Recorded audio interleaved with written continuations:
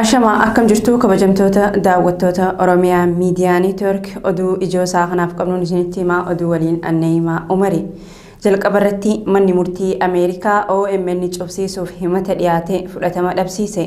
Waxabajjii bara 2020 OMN waa'ee ajjeefamuu artistii Haacaaluu Hundeessaa fi taateewwan sana hordofuun ta'an gabaasaa ture. Kanaanis mootummaan mormitoota ijoo wayita hidhuu humnootiin mootummaa Itoophiyaa waajjira Oromiyaa Miidiyaa Neetwork magaalaa Finfinneetti argamu humnaan saamuun akka cufamu taasisanii gaazixeessitoota dhaabbatichaas hidhani. Tarkaanfiin Oromiyaa Miidiyaa Neetwork afaan qabachiisuu kun biyya keessatti hin dhaabbanne.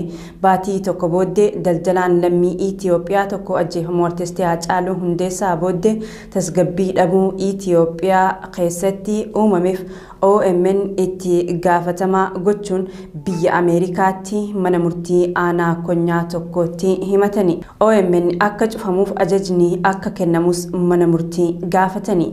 Oromiyaa Miidiyaa Neetworkis himata isa irratti dhiyaate ofirraa faccisuu fi haqa isaa mirkaneessuuf falmiitti seene.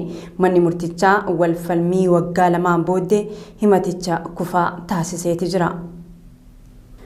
Daayirektarri olaanaan Oromiyaa Miidiyaa Neetwork Obbo Muhammad Abdoosh OMN xiyyeeffannoo isaa guutuu qabiyyee isaa irratti taasisee akka hojjetu himani. Obbo Muhammad Abdoosh OMN himata biyya Ameerikaatti itti banamee ture irra aanuu hordofee yaada kennaniin Oromiyaa Miidiyaa Neetwork jalqabumaa gahumsa ogummaa gaazixeessummaa olaanaan akka hojjetu dubbatanii jiru.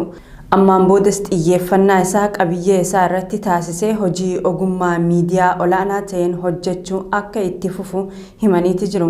OMN akkuma kanaan duras gochaa ture ogummaa olaanaan sabootaa fi sablammoota Itoophiyaa keessa jiran qaama sagalee ta'uuf barbaadan tajaajiluu itti fufaa ja'aniiti jiru.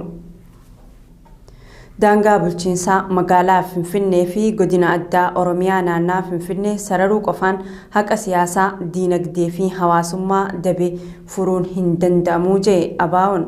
Addi bilisummaa Oromoo dhimma kana ilaalchisuun ibsa har'a baaseen daangaan bulchiinsaa tibbana daangeffame jedhamee shiraa fi dababaroota dheeraaf walirra tuuramaa tureef furmaata qajeelaa hin ta'u jedheeti jira. Dhimmi Finfinnee gaaffii akka waliigalaatti uummanni Oromoo gaafachaa jiru irraa addatti baafamee ilaalamuu hin danda'u kan jiru ibsi ABO kun Finfinneen qaama Oromiyaati.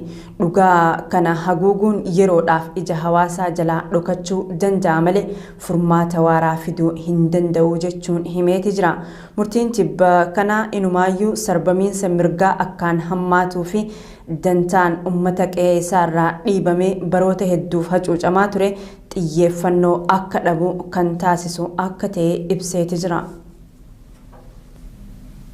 Murtoon tibbana gareen aangoo of harkaa qabu bilxiginnaan daangaa bulchiinsaa magaalaa Finfinnee fi godina addaa Oromiyaa sararuu jechuun dabarse murtoo gaaffii uummataa deebisuu miti jedhani qeerroon Oromiyaa. Oppiidiyoon kaleessas gaaffii uummata Oromoo hin deebifne bilxiginnaan har'aas kan hojjetaa jiru gaaffii uummataa deebisuuf osoo hin taane akkuma kanaan dura shira xaxaa jiru jedhani. Kana waan ta'eef uummanni Oromoo dammaqinaan dhimma kana hordofuu akka qabu hubachiisani. Qeerroon godinaalee Oromiyaa garaagaraa irraa Oromiyaa Miidiyaa Neetworkiif yaada isaanii kennani. Dhimmi magaalaa Finfinnee fi naannawa ishee dhimma laayyootti laalamuu miti kan jedhan qeerroowwan kunneen uummanni Oromoo lubbuu qaalii itti gabbaraa ture. Dhiigni qeerroo kumaatamaa irratti dhangala'ee ture jedhani. Ijoo keenya xumuraatiin maqaa sakatta'insa waraana bilisummaa Oromoo jedhuun dararaan hawaasa nagaa irratti raawwatamaa jiru aanaalee godina Wallagga Lixaa keessatti hammaachuu jiraattonni Oromiyaa Miidiyaa Neetworkitti himani. Godina Wallagga Lixaa aanaalee Gullisoo, Laaloo Assaabii, Biilaa, Qondaalaa fi Beegii, Ganjii, Hoomaa, Yubdoo akkasumas gandoota baadiyyaa aanaa Gimbii fi bulchiinsa magaalaa Gaambeellaa keessatti hidhaan jumlaa fi ajjeechaan namoota nagaa irratti raawwatamu hammaachuu Oromiyaa Miidiyaa Neetwork odeeffatee jira. Bakka buufata waraana bilisummaa Oromoo nutti himaa jechuun namoota nagaa irratti miidhaa dhaqqabsiisuu dabalatee saamichi qabeenyaalleen hawaasa nagaa irratti raawwatamaa jiraachuu maddeen himaniiti jiru.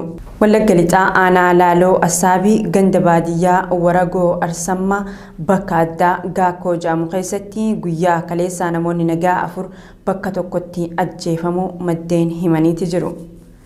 Tolee kabajamtoota daawwattoota Oromiyaa Miidiyaa Neetwork ijoon keenya kana fakkaataa qophiin Oromiyaa Miidiyaa Neetwork kanneen hafan itti fufu hordofaa.